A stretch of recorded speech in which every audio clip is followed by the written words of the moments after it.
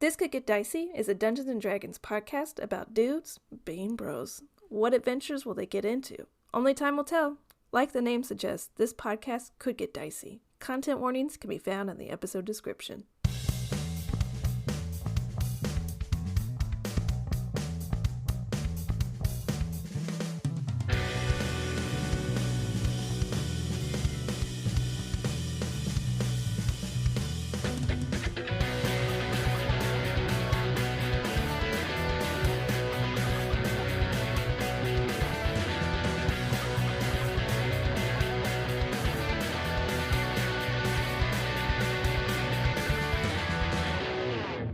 Hello, and welcome to This Could Get Dicey, a D&D podcast where a group of buds get to unwind from their 9-to-5s and step into the world of Drew Gala.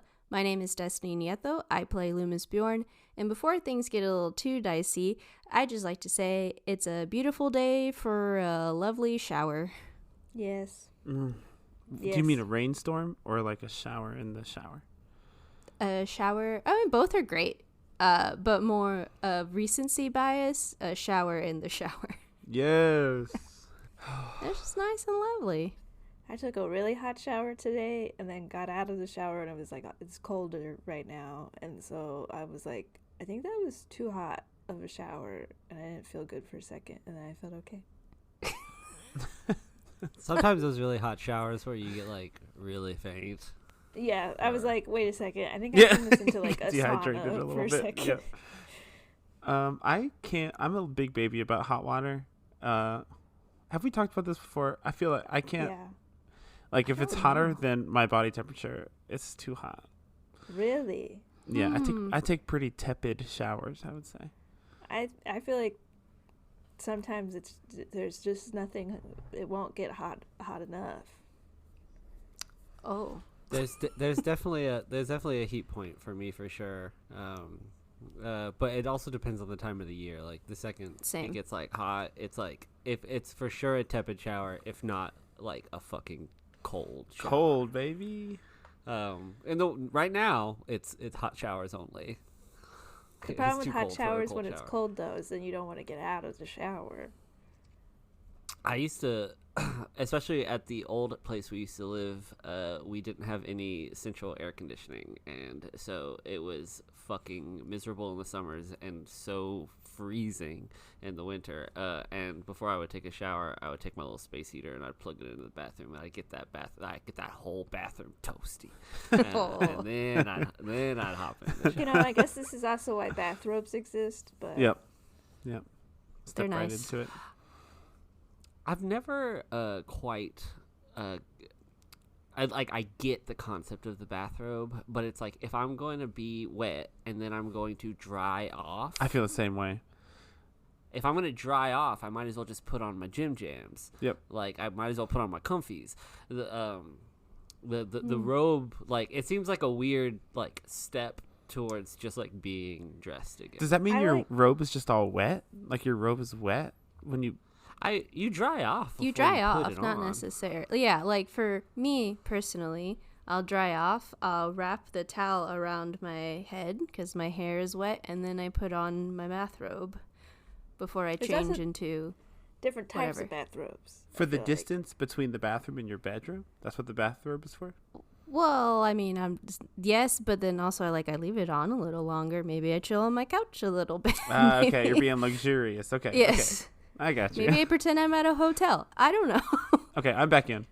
I think there's two different types of bathrobes too. There's like post-shower bathrobes, and then there's also like overcoat of pajamas bathrobe. Like the wake up in the middle of the night. With my little like candle. The phone rang. With my candle in the hallway looking around for ghosties and stuff. Or What like is when what is a slip? that goes under a skirt to make That sure goes under that you a don't skirt. see ladies' Nothing to do bits. with anything we're talking about right now. All right. And what? No. And how? I'm learning. How do babies come out? How does this whole thing work? Hi, my name is Alex Villarreal. I play Ellis Vendove, and it's a beautiful day to buy a new pair of boots. Hell yeah. Oh, fuck yeah. Are they cowboy boots? Yeah, I'm reckon they so are cowboy jealous. Rootin' boots. tootin'? Nice. I'm so Rootin' jealous. toot. I took myself down to the local Cavender's Western Wear No store. way. Wow. And I tried on so many boots. Y'all, I've never been to like a boot store with the purpose of trying on boots. It's It's overwhelming. great. It is so overwhelming, especially because like you look at one pair, and especially like I wear an 11 and a half, so that's just like my size. I've never put on shoes that had such varying like looseness or tightness for the same shoe size. I tried on like dozens of pairs of boots, but it's also like you'll try on one pair and it's just like a reasonable. I bought a very cheap pair of cowboy boots. But then right next to that pair is a pair of like $900 boots. And like it's What you really But, got, if you want those nice boots, what you do is you go to antique stores down in like different Texas towns, and you can find some like unique cowboy boots for a lot cheaper than like they're worn in a little bit, but you know that's For how sure. you could get But those you more kind of want luxurious that. leathers. Because yeah. my issue, I did the same thing. I went and did the whole try-on experience. This is not exaggeration. For 2 decades, I've wanted cowboy boots, and I've never bought any. And I went and did the whole try-on thing at Cavender's. It was so luxurious. It was so nice. It felt so cool. It felt so pampered. And then I didn't buy any because they didn't have any that fit my feet. But they were like, you might want to buy used because they'd rather be broken in, or we can custom make them for you for over $1,000. And I was like, Yes. shit, no, I don't think I will. After I picked, I just went with. I really wanted my goal was a pair of gray. I wanted a pair of gray cowboy boots, which are still on my want. And then I couldn't find any that were like under like $900. And so I started trying on black. And I really liked a lot of black boots, but then I eventually just settled for a pair of brown boots, just a classic pair of brown cowboy boots. Oh.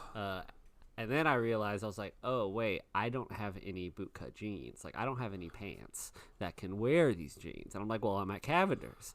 And so I went and I found some, I put on some, like, it was like the Wrangler brand, like rodeo competition standard jeans, and I just like tried them on in the dressing room, and I went, oh no, not at all. These are not for me. I need something that hugs my tuchus a little bit more, with just a little bit of a flair. So I need to go find some jeans because I can't wear these boots. I'll be honest, Alex, every year you kind of move closer to like a frattier aesthetic with your clothes. You're pulling it off. You look fantastic. I don't want to diminish that. It's just very funny that you're like moving in that direction. That's all. I like to think of it less as fratty and more of just like I don't like the idea that frat boys have like claimed like jeans and cowboy boots and a button-up shirt. I think that this just like it's a nice look. It looks nice. It looks like well tailored. And I also think it's like decades and decades of my life of trying to like look like shit as like much as possible. And I'm like, I want to look a little more put together nowadays. Alex, do you remember when we used to throw stuff at that frat house off your balcony? And Yeah. what were they wearing? What were they wearing? Do you remember? Jeans and boots. I was mean, y'all. I'm sorry. We also live in Texas, so people beyond Zeta Beta Tau, the awful fraternity that I lived across the street from, and I'm sure they're still awful. I'll put that on record.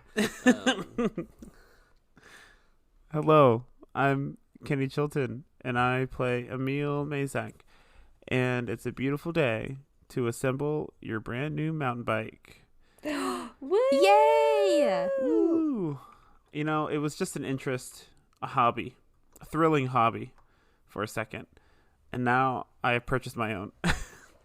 Speaking of spending a lot of money, I have purchased my own mountain bike, and it has shipped to my house, and I have assembled it. And then you took a mile ride on it, right? How do you know that? Because I got the notification on my watch that you went on a little bike ride today. Oh. Yes, that's exactly what a happened. really short bike ride, but okay. I want to add you on my watch. Oh yeah, do it. I did a little 1 mile test ride because I wasn't. Here's the thing: the bike came with. I don't know why. The instruction manual was on a CD-ROM. Remember those things? I was like, "Fuck, okay. I guess I'll try to like put it in my PlayStation," but the disc was broken appropriately, and so I was just like Googling things to try and figure out how to put it together. I managed to scrape together the bike from a bunch of old instructions from different kinds of bikes, but I wasn't sure it was going to work. So yeah, I did a little 1 mile test ride, and it was a blast. And Nice. the tires are fucking huge, and it's a monster bike. It's huge. All right. But I'm the proud owner of my own mountain bike now. Congratulations. I feel like this is a big step for like a dad to get into like their dad hobby, you know? Yeah. Yeah. Because you've had hobbies like D&D and Yeah. you know, But not one that I've like thrown money behind, you know. Right. And Are like you going to put the sport. bike on the top of your car? No, mountain bikes you're supposed to put on the back. You're supposed to put on the back. Yeah, I it's didn't know like, it's there like was you can different tell, places like, to oh, buy that's it. a road biker, and I'm a mountain biker. Mine's on the back of my car, but I'm not going to buy a mount. I'm probably more likely just going to be throwing it into the back of my car to to tote wherever I need to bring it because I have a big car. So, no, it's also gigantic. It's like a steel frame. It's humongous. You'll see when next time you come over, I'll show it to you. It's huge. And I was like going up and down on curbs in the neighborhood.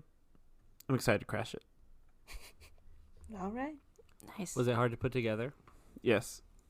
It was I very bet. frustrating. It seems very frustrating. There were a lot of parts that I was like texting my friend about. I was like, what is this? And then there was like this random piece of plastic on the floor that had fallen out of the box.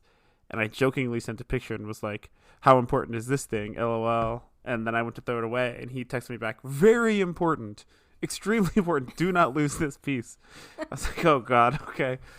How disassembled does the bike come? As assembled as possible, but the front wheel was off, so it could fit in the box. And the handlebars were off. And it didn't come with pedals. I had to order my own pedals. And the saddle, like the seat, and the drop. There's a thing called a dropper post. It's like the seat that you can raise and lower with the handlebar. So all that was disassembled. I had to put it together. Wait, you raise and lower the seat with the handlebar? Mm-hmm. It's really cool. It's called a dropper post. I'm getting really into this. You can raise the seat up when you're doing a climb, and then if you're doing a downhill or you're doing jumps, you push this little lever, and you can kind of like a computer chair. You can it's the same thing. Wow. That's neat. I'll let y'all ride it next time you come. Becky, I'll teach you to ride a bike on this one. On this one. It's a very heavy bike. Hello, my name is Becky Schmader. I'm the game master for This Could Get Dicey, and it's a beautiful day to mattress shop. Oh. Okay. I haven't come up with I don't have one yet. I haven't selected one. Okay. I'm actually a little Just overwhelmed. doing a little Doing a little Goldilocks and Yeah. Yeah. That's a good. I like that. Goldilocks. But it's also kind of so my current mattress is 12 years old and a spring mattress, like 100% spring. I don't even think there's a pillow top on it. It's just a very economical mattress from 12 years ago. Mm-hmm. So my thought is pretty much any mattress is going to be better than that mattress. So a lot of what I'm doing is just going to be winging it and testimonial from friends about their own mattresses. You've slept on the bed at my house. That's the same bed I sleep on. What is that? That's Don't say their name. I'm not going to say the company name because they do podcast sponsorships. So if they want one, They do podcast sponsorship. but it's the kind that comes in like an airlocked bag and you cut it open and it like expands. Have you That's seen not these videos? descriptive. Almost all of them do that now. it was the one that like popularized it. No, it's not the one that popularized it. It's one similar that I liked I know better which than the one. one that the one that's named after a friendly neighborhood ghost. Okay. This is a different company. So not that one. Not the Ghost Company. Not the Ghost Company. Is this the Color Company? Is it the Color Company? The Color Company is too expensive. Color Company expensive. Color Company very expensive. It's not Color. Is it? But do you like the bed that is in our guest room? I do, yeah. Okay, that's the same bed we sleep on. We liked it so much we bought 2 of them. We bought one for our child. Is it DNA shaped? Name? I don't think so. Okay. Maybe Alex can bleep it out. I'll just say it, and Alex, you just bleep it out and post. Okay. It's called. Oh, I haven't heard that one. I haven't heard that one. Never heard of her. They usually have pretty good. Yeah, write it down. They have pretty good deals. I like it. Doesn't have springs. When I don't sleep in it. Here's the issue. If you ever don't sleep in your own bed, my back flares up. I get back issues now when I don't sleep in it. That's how good of a bed it is. See, I am thinking about doing a hybrid bed where there's some springs, some foam, because all foam scares me. It seems too plushy. I bought Ghost mattress and I've loved every night on it. 100% foam or hybrid? It's 100%. The one you slept on, 100% foam. Oh, well, this is complicated things. So Destiny, what are you rocking? What do you sleep on? That's a great question. I don't know. I got a couple years ago. I went to a mattress store. I laid on every bed there until I liked one, and I said, "You please." Yeah. I'm thinking about splurging though, y'all. Like, this is it. Like, I mean, you spend so much of your life on it. Yeah. Someone told me once that you should spend a lot of money on the things that separate you from the ground. And now that I'm thinking about it, 3 of us have talked about it today: shoes, tires, beds. Oh, bed. What did you say? Car. Car. I bought a bike. Alex bought boots. You buying a mattress. You got to go big. You got to go big, yeah. I am going to go up in size. I have a full bed right now. I'm going to go up to queen. Nice. The biggest dilemma I'm having is most of these modern mattresses are so thick. They're like I think from the floor to the top of my mattress right now is 23 inches. So that's like with the box spring mattress, it's off the ground and a frame. A lot of these mattresses are like 13 inches thick.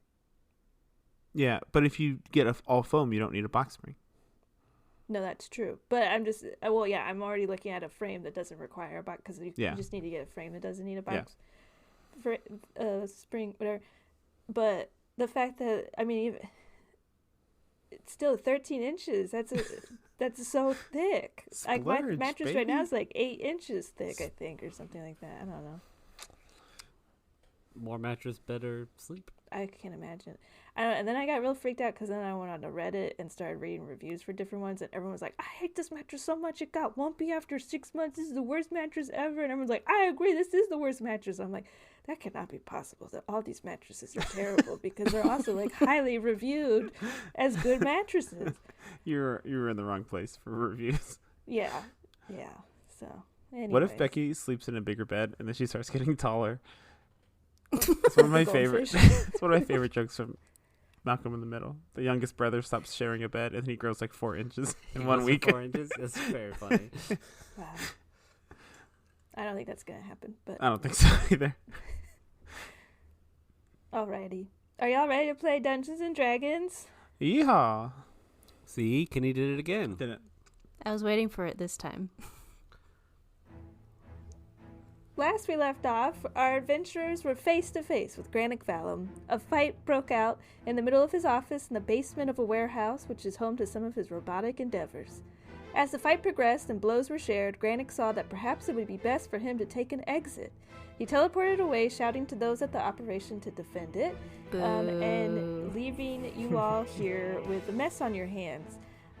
You all are still in the office, the door to it barred closed by an immovable rod, although the wood has been broken away enough to allow you all to see into the hallway.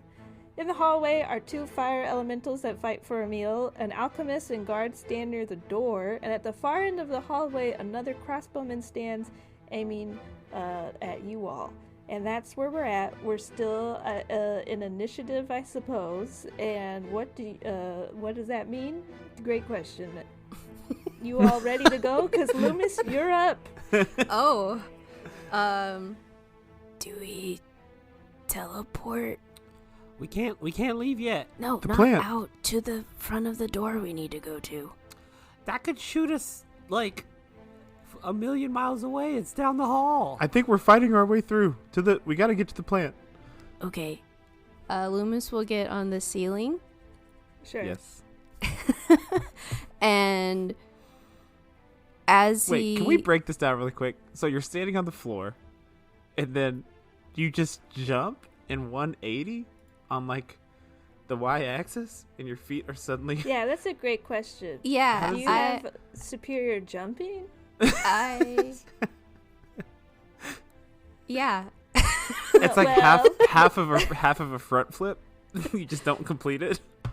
I will say we've waited until episode 77. Yeah, to it's too finally late. question. whenever Loomis says, "I get on the Well, ceiling." I Is it always imagined Spider-Man? it was like a vampire who walks from the ground to the wall and then to the ceiling. Not is just like 1 second and then somersaults onto the ceiling. Because that's crazy, and I don't. That's not what I've been imagining. I think it's just he just clips onto the ceiling. That's how in my head he just clips a oop. Because he can just do it. So I just do it. However anyone wants to imagine how it happens, that's how it happens. Okay. And head to the door that is on fire. I don't know if it was on fire, but it is broke. I don't remember, Kenny, if it was on fire. It ignites surfaces within 5 feet of it, so it almost certainly is on fire. The door is most certainly on fire.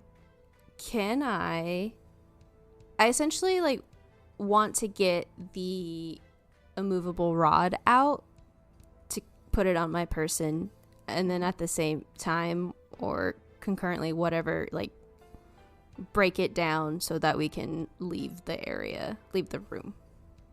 Sure. Yeah, you can grab the rod. Let's do a sleight of hand to see if you get burned while doing this. Ooh, natural 20 for 26. Mm-hmm. You effortlessly grab the pole, like pressing the little button that releases it, and then you like twirl it in a nice like fire twirler kind of way, Sick. busting open the door completely, and it just sort of like explodes or like shatters to the ground in a bunch of shards of Does fire. any of the shards get on any of the guards nearby? No, but you had to ask, and I appreciate that. But yes, you have the movable rod, and the door is busted open. Okay, would that be just considered my movement? That would be your action to grab an object. Okay, is there any guards around? Yes. Like right near me? Yeah, you're in a weird spot because it's not a floor to ceiling doorway. There'd probably be some sort of load bearing thing there. So yeah, I guess, but you could probably hit someone's head like diagonally through the doorway. Yeah, because you're on the ceiling, right? And then they're on the ground, so you would have to hit them at like their head. Okay, what I'd like to do after getting the movable rod, whoever is in the doorway, as a bonus action, I'd like to punch them. Sure. You'll be punching one of the guards. Dirty 20. That hits. For 12 points of damage. 12. Okay. Plus an additional 1 point of necrotic damage. Alrighty. And that is my turn. Next is Ellis. Can I see the one that's shooting a crossbow at the end of the hallway? And roughly how far away are they? You can, and I would say they're probably like 50 feet away from you.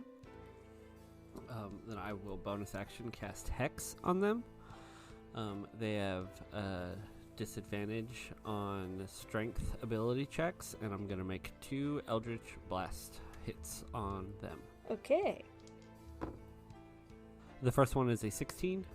Yes, that hits. Okay, and the other one is a 13 plus 9. Yep. Total with the 2 hits are 26 points of force and necrotic damage. All right. What does that look like as you just like look down this hallway and blast this guy at the end? Ellis just kind of tunnel visions down, because there's two fellas at the door, right? Yeah, there's a big burly guy and then the shorter alchemist guy at the doorway, and then at the end is this crossbow man. As they're kind of like both, I imagine, like either on fire or trying to come into this room, I just wait for that perfect moment where both of their heads move out of the way as I just send 2 bolts in between their heads as they whiz by their ear and slam into the face of the guy in the back of the hallway. All right. That guy's done so. Anything else, Ellis? I will move back. I want to make sure Emil's in front of me. Okay. Next is the big burly guy who's at the door, who you just hit, Loomis. He's going to swing upwards at the ceiling towards you and make 3 attacks. First one's an 18. Nope. 21. That hits. Okay, so one of those hits you and does 10 points of piercing damage. That is his turn. Next is Helena, who's looking very healthy and is just going to barrel through the doorway despite the elementals and just charge at this burly guy and swing at him a couple times. I think she does have to maybe take some damage. Yes, I assume so, yes. Sorry, hold on. Oh, nope, she didn't start her turn there, so she's fine. Okay.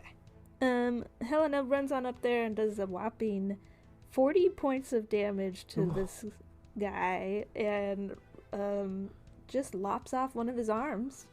Nice. Of course. In doing so, just like wedging her axe into that shoulder joint. He's still up. Looks terrible, missing an arm now. And next is the master alchemist guy. Okay, he is going to throw a concoction at the ceiling towards you, Loomis. That's a 26 to hit. That hits. Okay, and he's going to do it again. And that one misses. You take 22 points of acid damage. Ouchies. Ooh. And then on the ground in the doorway, the floor becomes like slick with this purple foam that sort of bursts from the bottle. So in the doorway and the tiles immediately right next to the doorway, it is now slippery. That is his turn. Next is Emil. Was he still within Yes. 5 feet of the fire elementals when he began his turn? He sure was. Okay. Then he takes some fire damage. Okay. He's also on fire still, right? Yes. So, from being on fire, he takes 9 points of fire damage. Okay. And from starting his turn in space, is he within 5 feet of both of them? Yes, most likely, yes. Okay, from one of them, he takes 10 points of fire damage. Okay. And from the other one, he takes 4. Okay. How's he Excellent. look? He's taken a good bit of damage, but he's still looking fairly healthy. But the hallway is like pretty narrow where you all Yeah. are, so everyone's kind of just like on fire next to these elementals. I am not going to get up in there. Instead, I know Ellis just got behind me, but I will run behind him and search Granik's desk for any sign of this dagger that they were talking about that would get us safely to the plant. All right. Go ahead and roll an investigation check. Okay. Total of 19. I have Bardic Inspiration. Okay. Oh, no. It's advantage from Silvery Barbs, I believe. I have to use on my next roll, huh? If it's Silvery Barbs. I can't hold on to it. It might just be I an don't attack know. roll, though. Oh, is it only attacks? Either way, I'm going to stick with the 19. Okay. With a 19, you run over and, grab the first drawer that you think is large enough to hold some daggers. And sure enough, you find a dagger with a black blade and like a green vine sort of design that goes from like the blade into the handle and wraps around it. Sick. I found this. I hold it up for everyone to see. And I'll stick it in my belt. For future notice, the chosen creature has advantage on the next attack roll, ability check, or saving throw it makes within 1 minute. Oh, okay. I'm going to roll with advantage to see if it's a natural 20. It's not. Okay. Okay. Dang. That's my action. Could have had 2 blades. Yeah, anything else cool in there? My second roll was better. It was the 24. With your... is there anything else you're wanting to look for when you look at the desk? I have found that these people love to just write all their secrets down. So, yes, they do. I'm looking for that juicy gossip. Yeah, you kind of scatter some of the papers on the top of the desk, and for the most part, quickly sort of rummaging through all these, it just seems like talking to some business folk and other representatives and nothing really incriminating. And then you dig a little deeper, and you do find some notes that are written or like you find a rather long note written in some sort of language or like a code perhaps that you don't recognize. But at the top of the letter it says in plain text, a Torum will see the end of Drugala. Like a headline? It's sort of just like the all about it. the starting sentence, and then like after that it goes into a bunch of just like jumbled letters. Could you imagine a newsletter for this organization, and they're just like, God, we get it. Like, we understand. Could you report on anything else? And then you see another paper that seems significant that has like a bunch of dates on it. Okay, another paper with dates on it? Yes. Okay, I'll stash those for later. Great. How far away am I from Loomis right now? Probably like 20 feet away. 20 feet. Okay. I think that's it. I think that's all I can do. Okay. It is the fire elementals, right? That's correct. They're both going to attack the alchemist. Okay. They both are going to multi-attack. The first one, this is the weaker one, has rolls an 18 to hit and a 10 to hit. The 18 hits. Okay. That is... okay, 3 points of fire damage. Okay. He's already on fire. The second one attacks him as well and does a 20 and a 19 to hit.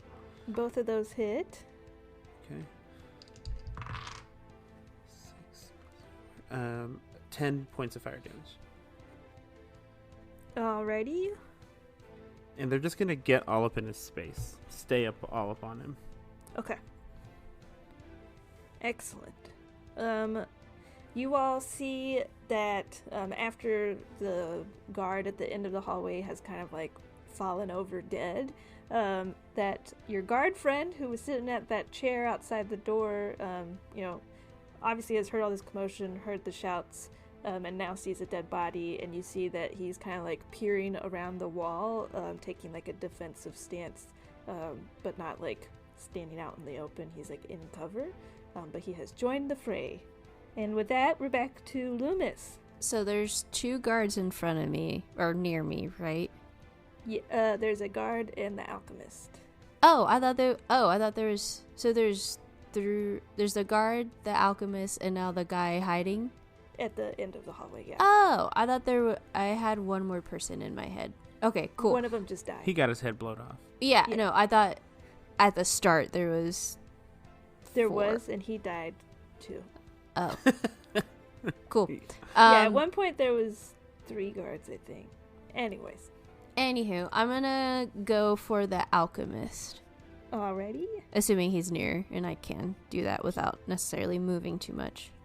You could probably move like one square over on the ceiling, and Okay, then I'll do and that. You can hit him. I will do that. I will first try to hit him with my spear. Okay. Does a 15 hit? Yes. Oh, sweet. Okay. And then I get an extra attack. So let me just roll that real quick. Ooh! A natural 20 for 27. Nice. Excellent. That Okay. hits. Let me... Give me a second. I'm not going to do that. Okay. So the first one is 7 points of damage. And then Okay. the next one, that's a nat 20. Yes. I rolled a 6, and that's the highest I can roll. 12, so 16 points of damage there. Alrighty. And then I'm going to use my bonus action to... No, I want to save my key points. I'm just going to bonus action unarmed strike. Just a normal one. 25 to hit. Yes. Okay. Nice. Another 16 points of damage. Okay. Nice. He's definitely bloodied. Sweet. And that is my turn. Excellent. Next is Ellis. I will use my bonus action to move Hex over to the burly guard, Okay. and I will fire 2 Eldritch Blasts at him. Okay. Ooh, 2 really, really bad rolls. No. The first one is an 11 and a 12. To hit. Yes. Both of those miss. Oh, That's my turn. damn. Oof. All right. You remember as you came this way that there was a door in which you could hear like snoring sounds or like some people sort of resting. That Mhm. door now busts open with 2 more guards coming into the fray. They're not Oh, armored. They're just like they were sleeping. They grabbed their swords. Now here they are in the hallway. And one of them has a crossbow and is going to shoot it at you, Loomis, as you're on the ceiling in their purview. And that's gotta freak people out to wake up to a vampire on the ceiling. So much so, he misses. And his buddy with the sword is just gonna kind of like back up to the end of the hallway as well. So there's one in like the middle of this hallway with a crossbow and one with a sword that's now kind of gone back to where the guy by the plant room is. Okay. So now there is 1, 2, 3, 4, 5 people sort of around here. Next is the burly guy at the door. He's gonna take some fire damage because he's on Yes. fire. It is 7 points of fire damage. Okay. And he is face to face with Helena and will attack her. I lied to you totally. He started his turn within proximity of both elementals. Both of them. And yes. he's on fire. Yes. Okay, so he's gonna take some more damage. Okay, all of his attacks miss, so... A total of 16 more points of fire damage from being in proximity to the 2 of them when he started his turn. Yeah, I think the fires are starting to consume him a bit here. He's lost an arm. Don't forget that part about this, too. So he's on fire, lost an arm, face to face with Helena, an imposing figure, and misses all of his attacks. Next is Helena. Let's see if she finishes the job here. Imagine his wound is just cauterized instantly because he's on fire. Right. Yeah, Oh, man. probably. Helena started her turn near the fire elementals. So. She's gonna take some. And she is actually on fire as well, also, right? Oh, fantastic. Yeah. Because she got hit last turn by it. Well, not by the... Oh, she didn't Okay, get wait. hit last time, so she's not. Well, she is now on fire because she's now on beginning fire her because turn she's- in okay. proximity. But she takes a total of 11 points of fire damage from starting her turn in proximity of the 2 fire beasties. This is her first time taking damage. Not ever, Nice. Ever? but In 1,000 years? in 1,000 years. Let's see. She just starts crying. One of her attacks hits, and she lops the guy's other arm off and decapitates him. He's donezo. Nice. Next is the alchemist. He's feeling a little overwhelmed, obviously, by what is surrounding him. So he is going to throw down like a smoke bomb. He's got to take some He is damage on first. fire. And, yeah, you're so right. He's on Hold fire on. and he's in proximity. I love these little Those are elementals. Yeah. Good for hallways. How that long is do a they total last for? Like an hour? 1 hour. Cool. It's only 9 points of total damage. All 3d10 did 9 points of damage. Okay. He is going to throw down a smoke bomb. So right now in the hallway is a cloud of smoke that will last a turn, and so it's difficult to see through. He is going to then also run away, so the fire elementals can attack with disadvantage. Do I get to? Do I have an opportunity attack? Yes, because you were engaged with them, so with disadvantage. The first one with disadvantage is a 19. Okay. Same. Okay. Yeah, those both hit. The second one with disadvantage is a 12. Okay, that one doesn't hit. Okay, 8 points of fire damage. Okay, I'm gonna punch him. sure. 14 points of damage. Okay, dokie. Oh, and then Um, can I use my gloves? Is that a bonus action to do that, or did I not? Nope. It's just since I'm wearing them, it's once per Mhm. turn. Oh, okay. Yeah. I guess that would work. Yeah. Another 2 points of necrotic. You hear this little guy yelp as he throws down the smoke bomb, gets whacked a good bit, and then dashes away somewhere. You can't really see right now because there's a smoke cloud. Next is Emil. Emil will step out from behind the desk, but not in range of the fire guys. 20 feet down the hallway to where I think the bedroom door is, or the whatever dormitory door is. I'm gonna cast Spike Growth. Okay. I have to regenerate my second level spell, so I have to use 2 hit dice to do that. Sure. I'm gonna cast Spike Growth. 20-foot radius centered on a point within range. So I'm trying to put it like at the very edge of it is like at the door where the guards came out, Okay. and then it goes 40 feet down the hallway. Sure. So you want like the point centered? Does it have to be a point that you can see? I just checked. It does not say point that I can see. Okay. So yeah, I imagine you actually put it at that like intersection with all Yeah, of the exactly. rooms, so that way Exactly. you create a I big kind of want it to problem. be a deterrent for anyone who's coming down the hallway. Uh-huh. The ground sprouts into hard spikes and thorns. It's difficult terrain, and when a creature moves into or within the area, it takes 2d4 piercing damage for every 5 feet it travels. Okay. The ground is camouflaged to look natural, although it's in smoke right now, so I don't think they can see it anyway. Right. Well, some of the smoke bomb's kind of more in y'all's area, so Oh, I see. Okay. it would kind of come out. But also like they're in it. They're all in it. So yeah, there's a big old spike growth. In fact, why don't you roll a d20 just for funsies here? Oh, as no. this Okay. alchemist was running away. I rolled a 19 on the die. Yeah, the alchemist sprints away, and like as he's running, the spike growth like comes up, hits him like in the legs, and he dies. Oh, no. What was his health at? It was at like 5. Yeah. Oh, okay. So, Well, great. Fantastic. Yeah.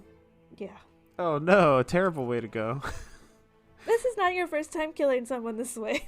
It's absolutely not. I think I killed Natasha this way as well. The smoke bomb still is there because it's just stuff on the ground. Anything else for you, Emil? It's just that any creature must make a wisdom check against my spell save to recognize the terrain as hazardous before entering it. But they're inside of it already, so they know it's hazardous. Okay, never mind. Okay, yeah, because they would, like, feel it. Yeah. That's my action. Bonus action. No bonus actions. Fire elementals. Yes. Are both going to attack the... Oh, wait, he ran away and died, huh? Yes. Can the... one of the fire elementals try to, like, burn up the slippery substance on the floor, maybe? Sure. Go ahead and roll an intelligence check for them. Oh, no. Okay. Intelligence, huh? That is a 7 minus 2. 5. You see it, like, peer down at the ground, and, like, it has sort of, like, ghostly eyes that you see get, like, larger as it just, like, examines the goo on the ground. Destroy it, I said, and I'll have the other one try to do the same thing. Okay, roll an intelligence check for that one. Nope, a 2 total. So they're both just looking at it on the ground. Shit, you're useless. You're so helpful. I'm gonna have them just run down the hallway then. Okay. So if they pass the other 2 guards, who are standing by that door, they'd also go through the spike growth, wouldn't they? They do go through the spike growth, yes. But they do also pass one of the guards. Just one? Not both of the little guys? Correct. One of them's not quite near them yet. Yeah, they're going to do that. They're going to run into the hallway to try and touch as many people as possible. So they touch one guy. He catches on fire. And is going to take some fire damage. Okay. 17 points of fire damage. Damn. Next is the guy at the end of the hallway who was guarding the plant room. He is now in the spike growth, but he isn't moving at all. Seeing these fire elementals, though, come down the hallway, he is going to throw a spear at one of them. Okay.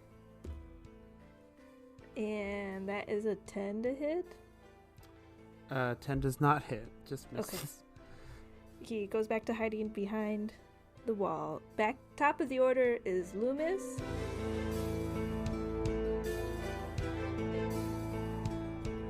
Sorry for interrupting this combat episode, but I got to put in the ad break in somewhere. Thank you all so much for listening to episode 77 of our podcast. This could get dicey. It means the world. It is, you know who also means the world to me? Our Patreon subs. Y'all, thank you so much for supporting the podcast in the way that you do. You know, this year we're hopefully going to be making some big improvements to this podcast, and it's because of y'all. It's because of y'all's helpful donations that let us know that you love us and that you want to support us and see us grow and do better. And if you want to be a part of our Patreon, you can head on over to patreon.com/TCGDpod. Find a tier that works for you, and heck, just sign up for the free tier just to dip your toes in and get the video we put out with every episode we put out called This Did Get Dicey, a little short talkback episode. You can see our pretty faces. Once again, I am falling to my hands and knees, bowing before you all to please leave a review on Apple Podcasts so I can read it aloud during the ad break. I'll read whatever you want. Or if you don't feel like doing that, head on over to Spotify or any podcast app that you use that has like a rating system and tap that 5-star thing. It really helps other people find our podcast. And you ever have like a really niche hobby or interest and you don't have anybody to talk about it with? Well, it only works if more people find it. So go ahead and do that for us, please. You can also check us out on our social medias at TCGD Pod. But other than that, let's hop back in there. We're whooping ass. We're taking names. Let's get it. Is it still the smoke bomb is still up? Yes. Okay. I guess what I'd like to do is head in the direction of where the plant matter is in the hallway. Like, even though I can't necessarily see, I feel like I would know the general direction Yeah, I mean, it's hallways, like, go this straight. way, Or just wherever. Yeah. So I tell the other two, I'm just gonna head to the other door where the plant is. Okay. Be careful. There's a lot of spikes and fire and goo in the hallway. Does it hit the ceiling? No. Okay, bye. Yeah, you emerge. You're on the ceiling. You emerge from this smoke cloud to this guard that's now been run up. These two fire elementals just ran up on this guy. You emerge from this clouds on the ceiling. Do you want to hit this guy or just like keep walking? I mean, if he's in my general path, yeah, I'd like to hit him. Yeah.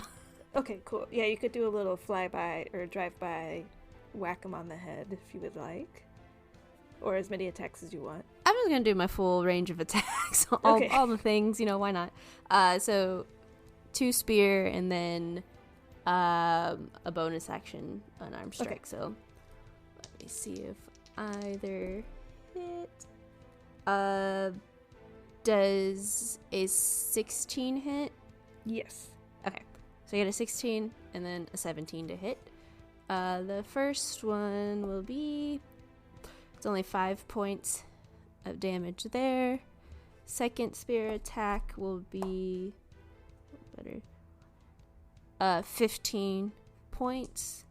Okay. And then 4 points of necrotic damage. And with that, I heal up a little bit. And then I'm going to use a key point to do Fury of Blows as a bonus action. Okay.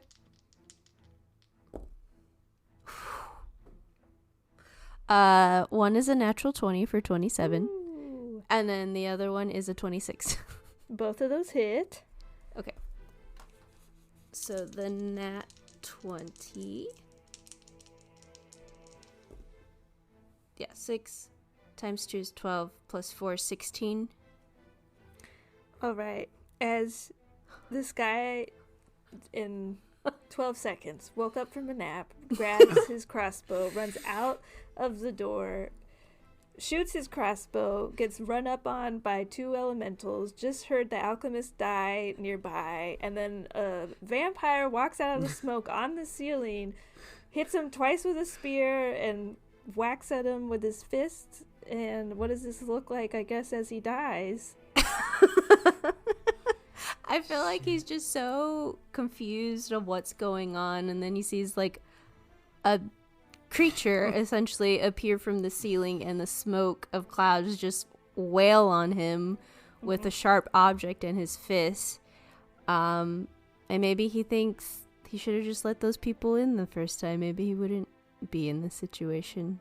So true. All right. Well, since I killed him, I also gained temporary hit points with my touch of death. That's true. Yes. So I get... It's my wisdom mod plus my monk level, so that's 11 points of HP. Damn. Okay. Sick. And with the rest of the movement, you can get to like the end of the hallway where it's this like cross section of other hallways and rooms if you would like. Okay. If I can, I'd like to send it in my sending stone to the other 2. It's pretty clear back here. I think there's only 1 or 2 people left. Hurt, Chef. What happened to that Whoa. hallway? Shit. Okay. Yeah, as you kind of come to the cross section, so on your left would be the plant room, and towards your right would be like the lab. You see the other guard that ran out of the barracks is there, kind of like again surrounded by a bunch of spikes and kind of like hanging against the wall with his sword, looking a little freaked out. And then the other one is that big burly guy that was protecting the plant room before, and so they're on your left and right, but they're now like 60 feet away from Emil and Ellis. So there's like a 60-foot hallway. You're on the ceiling. The 2 guys, these 2 guards left and right of you on the ground. Emil and Ellis 60 feet back in the office. And then the fire elementals in the middle of this hallway. And next is Ellis.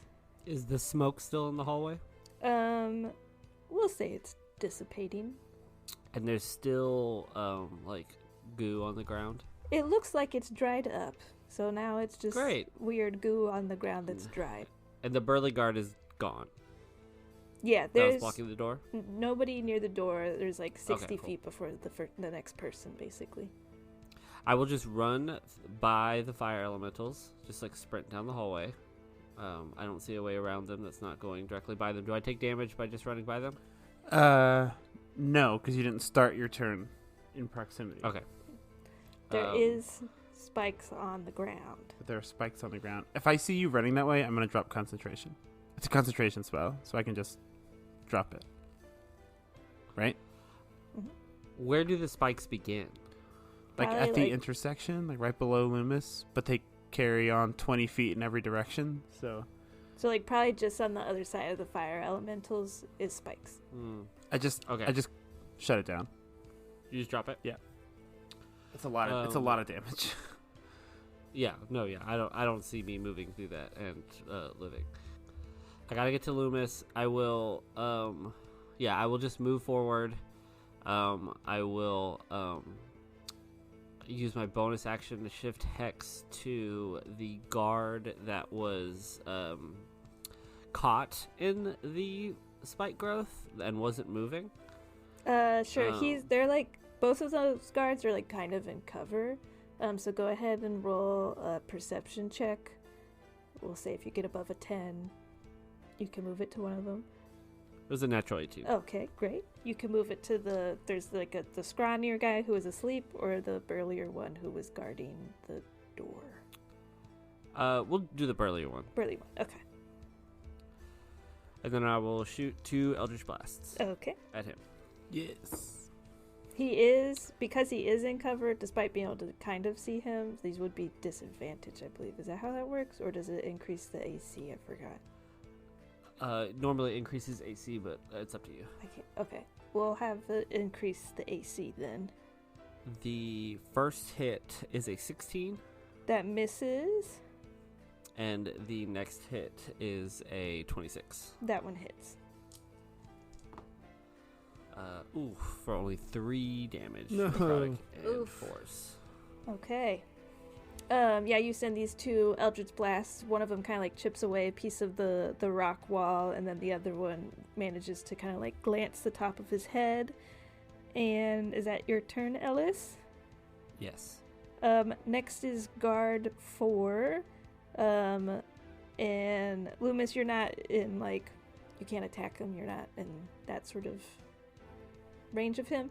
But you see that he like dashes down the hallway and is like sounding the alarm. And is like, hey, get up, everybody, we need more help.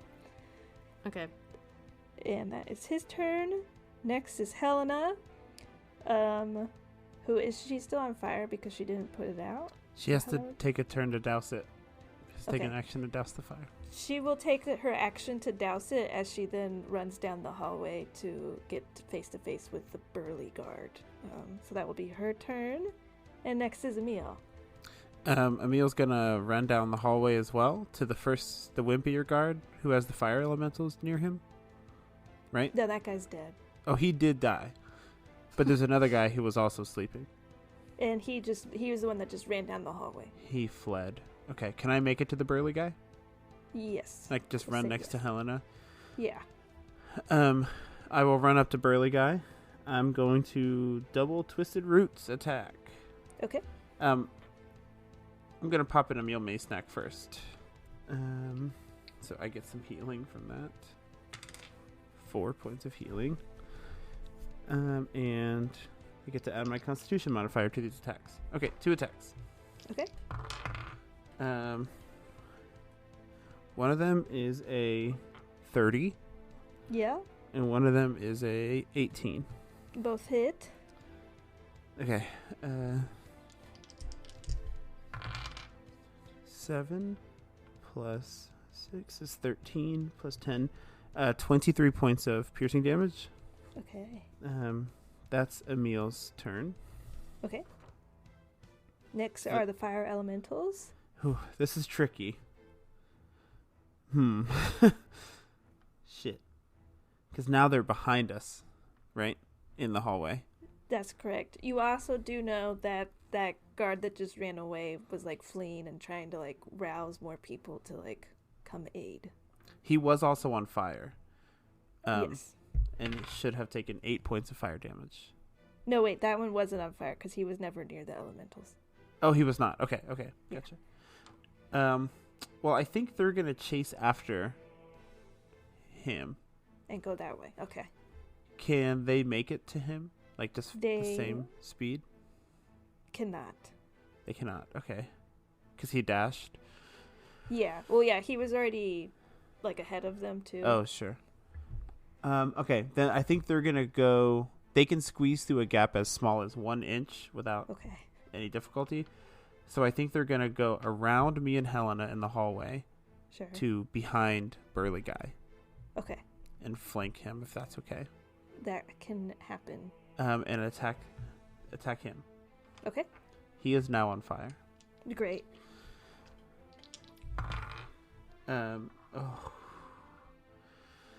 I don't think either one is going to hit, though. They both rolled a 14 to hit. Oh, do they have advantage because they're flanking, though? Yes. Okay, first roll is a 14 for both of them. And the second roll is a 23 and a dirty 20. Both hit. Okay, thank See, goodness. You just gotta ask. You just You gotta ask. gotta- I will not remember all these rules. Oh, and they each get 2 attacks. So this is both of their first attacks. Okay. A total for both of them of 14 damage Okay. on their first attack. Second attack. That one's going to hit. Second attack. This one's a 13. That misses. So one of them hits on their second attack. Yes. 4 points of fire damage. Okay, and he's on fire. He on fire. Alrighty. Next is Sorry, so this- their backs, the elementals' backs right now are like to the door, to the plant, basically. yes. Okay, that's what I thought. The gladiators turn it is the burly guard's turn now. He's on fire. Does that happen on his turn? He's starting his turn in proximity of them. He's going to take damage if he starts in proximity. And because he's on fire, he's going to take damage. Okay. A shitload of damage. 23 points of fire damage. Damn. Alright. He's on fire. These elementals behind him, but you and Helena in front of him. He sees Helena is in like full plate armor, so he's going to look at you instead, Emil, and try and attack you. That's fair. Make 3 attacks on you. Yeah. Alrighty. 12. No. Okay, that one misses too. Okay. All 3 of the attacks, I think he's distracted by being on fire, and they all miss. Stop trying to hit me and hit me. That's his turn. Next is Loomis. Okay, so one person ran away. Yes. And well, the like you only can still see him. He's like I can still 30 see him. feet to like the right, but he's headed off towards like the forge room or like the lab room. Like he's trying to rouse all the people that you saw over there. You said he's 30 feet away? Ish. From where you're at, yeah. From where I'm at. And where, or rather, how far I am from, like, the door where the plant matter From the is. plant door, probably like 15 feet. Different directions.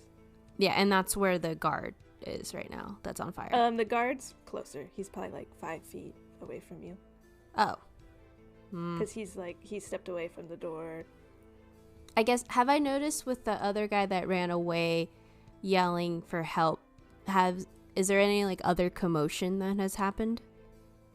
Not from what you can tell. It's all happened like so fast that probably no Right. one's taken action quite yet.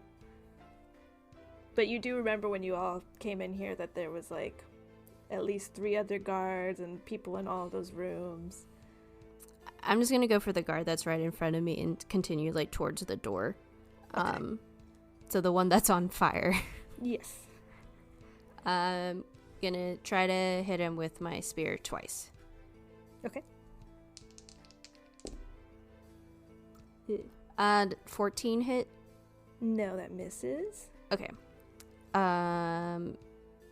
18 plus 7. That hits. Okay. For 8 points of damage. Okay. And then I'll spend a key point to do Fury of Blows. Okay. I'm assuming 9 doesn't hit. But 14 plus 7 hits, yes? Yes.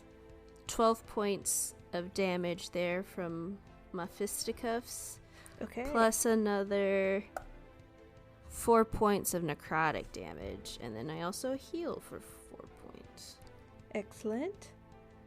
This guy doesn't look great, everybody. So much has happened to him in 6 seconds. Anything else, Loomis? Still within his range. I just want to, like, be closer to the door. Like, I don't want to give him an opportunity attack, but a little bit closer towards the door for me. Okay. Yeah, you can probably move on the ceiling to be about, like, 10 feet from the door. Okay, cool. And that is my turn. All right, next is Ellis. We gotta start moving quicker. Yeah, we gotta go. I am gonna fire 2 Eldritch Blasts at the Burly Guard, though. Okay. First one is a 19, and the other one is a 20, dirty 20. Both of those hit. Combined total of 27 force and necrotic damage. Nice. All right. How do you get this guy? He's kind of like swarmed by, I think, Helena, just by everybody. Yeah. And in the midst of the chaos, he doesn't like notice my hand just like slowly moves through like the mosh pit, and the hand moves right up to his face, and I say "Buenas noches," and I blow his head off with 2 Eldritch Blasts. All right. Anything else for you? And then I will yell to the party, "We gotta get to the plant!" And I will sprint towards the door to the plant. Yes. Yeah, with your remaining movement, you definitely can hit or like get to the door. It does appear to be sealed, locked, not able to just like easily open. I will step aside and motion. I will yell to Emil. I'm like, "You got the dagger?" I'm coming. Can I delay my turn until after the elementals? Is it my turn next? There's a couple people still. Damn. Next is the guy who scampered away. You see he throws open the lab door, which is about 30 feet away from you all, and then he runs towards like the forge and robotics room. And next is Helena. I will take a defensive stance here in the hallway to block any people who might come this way. And she's gonna kind of like move towards the lab room, but not, super close to it, and take like a biggest stance that she can, and like she is taking up as much room in that hallway, and she will be a defensive wall there. Next is Emil and the elementals. I'll have the elementals go first and run them past Helena to also take a defensive stance, not within 5 feet of her though. Sure. And tell them to just block anyone from coming through with your lives. Just leave them there. Okay. And then I'm gonna run up to the door and take out the dagger, and Okay. like hold it up, like do something, to see what happens as I approach the door. Yeah, you start like rubbing the dagger, I imagine, like frantically along the door, trying to see if there's like, is it like a magnet system? Yeah. Is it like a whatever? And eventually you kind of feel it like catch on like something, not something physical, but some sort of like magic seems to kind of like hold it like a magnet for a second before you hear like a unlocking mechanism. And inside of this room, as the door opens, you see that there are 2 more people in here who have been sort of like protecting and doing stuff with the plants, as well as like so many crates of this plant matter, just like an ungodly amount of plant matter in this room. Do the people in here look like they're armed, or are they like scientists? They look like armed scientists. Both. Okay. Yeah. The most dangerous kind. Yes. You also notice that there's no like pedestal in here. You're not hearing like the voice of anything speaking to you. This is just plant matter in boxes. Interesting. With some of the plant matter sort of like seeping out of the boxes, and like some of it's like on a table and stuff. Oh shit. Okay. I'll scream that up. I'll say, it's just a shitload of crates of this plant and 2 randos. Are we coming down here to get rid of this? I don't know if this is it just like a room, or does there seem like there's other doorways in here? Just a room. There's no pedestal. Is there any part of this place we haven't explored yet? We haven't been through the forge. I mean, I know we're running up against it here, but I kind of want to destroy everything in this place. I don't think we have the firepower to destroy everything in this place. Whew, that's true. I had a bomb last time in Ursa and Nora, and I did not restock. Can one of your fire elementals kind of just burn up this room while we go to the next one? Fuck, sure. I'll light up another fire elemental. Okay. I'll light another match and throw it onto one of the crates. And just tell this guy, I just want you streaking this room, because when he starts his turn, he ignites anything around him. Okay. That's flammable, and we know the plant is flammable. So I'm just gonna have him streaking around the room. I guess. All right. I'm down to 16 matches in my book. I feel like it'll be a while before we see them again. Maybe. I don't know. Now that I'm using them, I kind of want to always use them. Yeah. Go get me a drink, please. There's Fire Elemental 3 now in this room. So yeah, you light your match, you toss it in there. The Fire Elemental starts just like torching stuff as it's in there. You also see that these 2 sort of scientists are a little dumb. I mean, like, they heard the commotion, but they were not expecting the door to be busted open and a fire elemental to be thrown in here, so they're a little caught off guard, but they're, here to defend their science. But it is the Fire Elemental 3's turn. Oh, okay. Then I'm just gonna have him. Here's what I'll do. He can move through spaces as narrow as 1 inch. Can he get like into some crates? Absolutely. So that he can't be seen by the scientists, but that he could be burning shit up? Sure. Okay. He's gonna run over as many crates as he can with 30 feet of movement to leave little embers, and then he's gonna just burrow into one of the crates. Okay. Yeah, you see try to hide. It kind of like run around the room like it's a dog with zoomies, and then it just like dives into one of the crates that's like a little bit more loose. It has like some plant matter like seeping out of it, and it squeezes on in there. Great. And now the box is like glowing. Sick. He's just gonna take the hide action, I think, in that box. Okay. Top of the round, we're back to Loomis. Just to reiterate, the room that the guard was guarding initially, that was like, hey, you need to have the dagger to get in, is just full of plant matter, no pedestal, from our knowledge. Correct. Okay. So now the where the other robots are, the hot room? The hot room, yes. The hot room. That's where Helena and the other 2 fire elementals are posted up. There before that, so there was that lab, the bubbling room. The bubbly room. Okay. That was on your right when you walked in, and then the hot room was on your left, and then there was like another hallway that went down to the robotics room, and then we'll say that there's like 5-10 feet from the bubbling room door, and that's where like Helena and the fire elementals are kind of just like posted up So fire elementals in Helena are about like 25 feet, we'll say, from like the plant room. Mm-hmm. And then there's like the rest of the warehouse. So to the hot room. For really quick, y'all. Like, for what?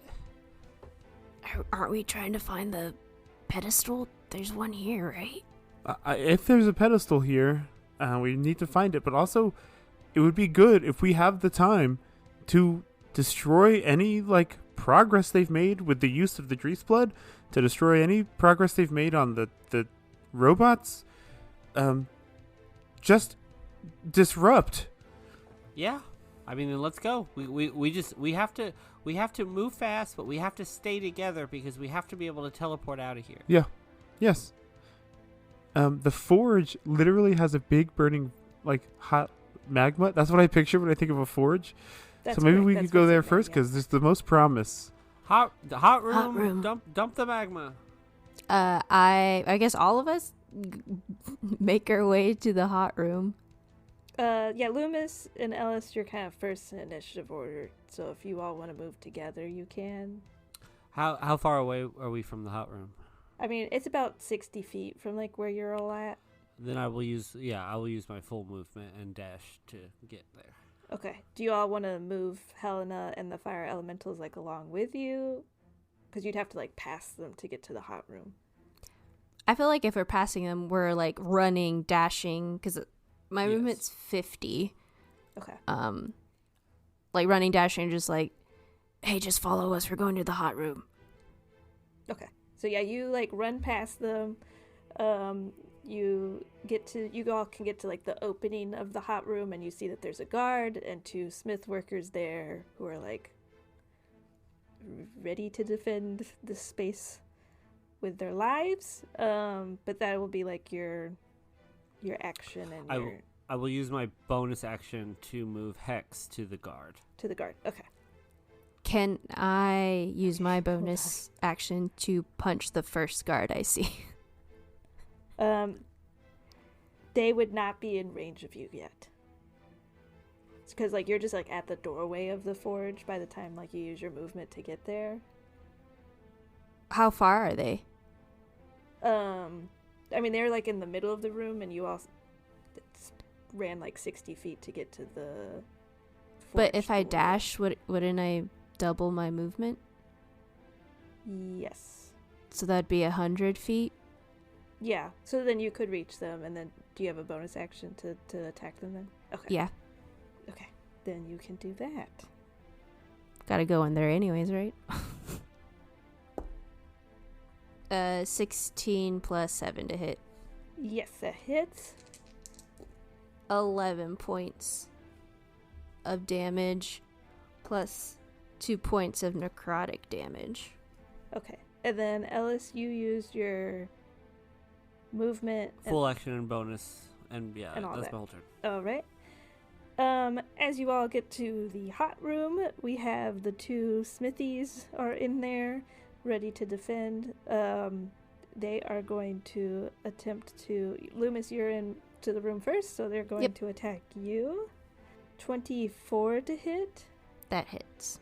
Okay. And then dirty 20 to hit. That hits. And 16 to hit. No.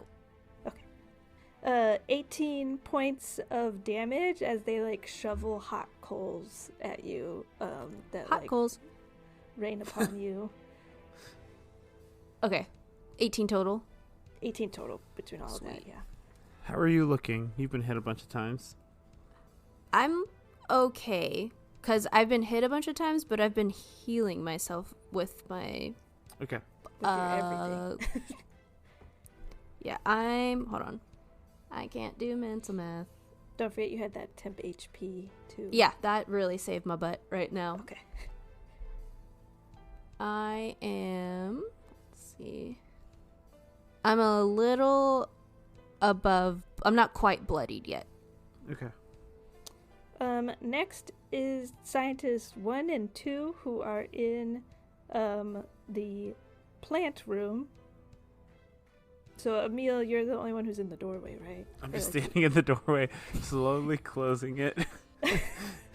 Okay. One of them is going to conjure some water and attempt to put your fire elemental glowing box out. You know, that is a big weakness of this guy is fire, Right. by the way. I mean, water. Yeah. Water. I guess I don't really know how that would work. Because it's just like conjuring water onto him. How much water can he conjure? 10 gallons of clean water. Okay, for every gallon of water splashed on him, he takes 1 cold damage, but he is vulnerable to cold damage. So that's 20 points of cold damage. 20 points of cold damage. Okay, we'll take it. The other one is going to like point at the ground, sort of outside of the doorway, and is going to churn up the earth and erupt the earth upon you, a meal. So make a dexterity saving throw. Oof. That is a 10. 10. That is a failure. You take 20 points of bludgeoning damage. 20? 2-0? Yes. Okay. And the ground in the area surrounding you for about like 20 feet is difficult terrain, and each foot is difficult terrain. Okay. That is their turn. Next is Helena's turn. She's going to make her way down the hallway a little further and like call out to you. Should I handle these nerds who are in the bubbling alchemy room here? Just like kill all the scientists, you mean? I'm unsure what we're doing. Would you like help there or in the hot room or the... I need robotics? help. I need help. I'm coming. And she runs back towards you, Emil. She runs back towards you, but it's difficult terrain between you and her, so she kind of gets like 10... She's about 10 feet away from you. And then she'll use her action to dash like into the room and like get in front of you and be like in between you and the scientists in here. Okay. That is her turn. Now it is Emil's turn. I'm gonna say, excuse me, Helena, and try to close the door. With Helena Inside on of the it? other side? No. I'm trying to make sure she doesn't go in. Just try Oh, to I see. close Okay. the door. So I think you just kind of like scooch her back a little bit, Yeah. and then close the door. And now she's just like nose to the door. Is like, I understand what is happening. Thank you so much. Does it like seal itself when I close it? Yes. Great. I'm gonna run at half speed. Yes. Yes. 15 feet. Does that get me out of, or no? No, there's about 5 more feet to get out. All right, I'll dash. Okay. Spend 10 feet of my movement to move the last 5 feet, and then Yes. move 20 more feet towards the hot room. Okay. Just an old bait and switch with Helena. What just happened? You make it kind of to the big crossroads section. So you're not quite to the hot room, but you're sort of at the cross section of like the lab and the hallway that goes to the robot room and the forge. I'm gonna go ahead since I'm here and have the time. Bonus action, unnatural regeneration. Okay. And use 3 hit dice plus Constitution to heal myself. Okay. For 25 points of healing. Great. Which puts me back up to full. No, it doesn't. Next. 1 below full. Next are Fire Elemental 1 and 2, who are in the hallway nearby you, and Fire Elemental 3, who is in the box in the plant room. Fire Elemental 3 is going to continue his work to try Okay. and just burn up as much of the plant in that room. I Okay. can't see in there anymore, but that was his last operative. That was So okay. his goal is destruction of plant matter. Got So he's it. just trying to Okay. move around and burn up as much as possible. Okay.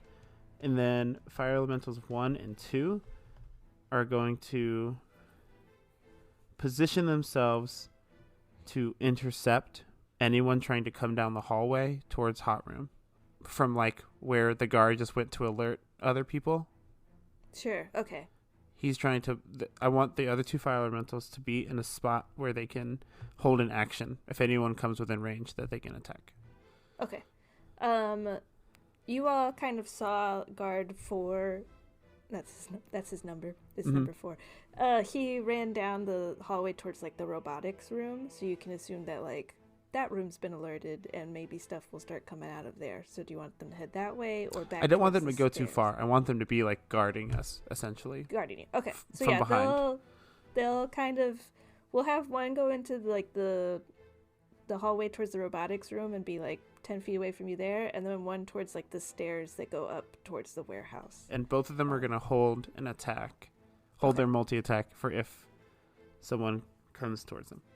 Okay, excellent. Next is the guard that is face to face with Loomis.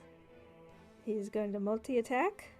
That is a 18 to hit. Nope. Okay. We'll be going to the top of initiative here, but as all this commotion comes, you all have kind of like shifted down to this section of the warehouse. You start to hear the clanging of like metal bits coming from the robotics room, and like turning around this corner into like the hot room and into the hallway from the robotics room is these unfinished and like unfully realized robots. Like really weird pieces of machinery are attached to them. You see one is like a saw blade that's just like going crazy. You see one is like perhaps like a javelin shooter like on the back of it. There's some that are kind of have multiple legs like bugs and are like coming on the ceilings and crawling on the walls. And as this like flurry of these like strange robotic creations are coming towards you all, we will end there for tonight. Monstrosities! They could never make what Conrad had. Exactly. And with Oh, that, the heart. I think this could get dicey. It's like those toys in Toy Story from the neighbor, Yes, Sid. Sid's From room. Sid. Yeah. Absolutely. That's what I was going to say. They're Sid's toys. One of them has a woman's leg.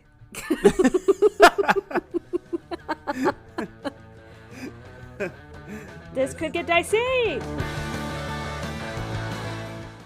Things truly are getting a little dicey up in here, and kind of toasty in this hot room. Thank you so much for listening. You can check us out on all the things as per usual. And if you're listening to this, text me hot room or DM me or comment hot room, and maybe you'll get a little prize. And stay tuned to next episode coming out February 19th.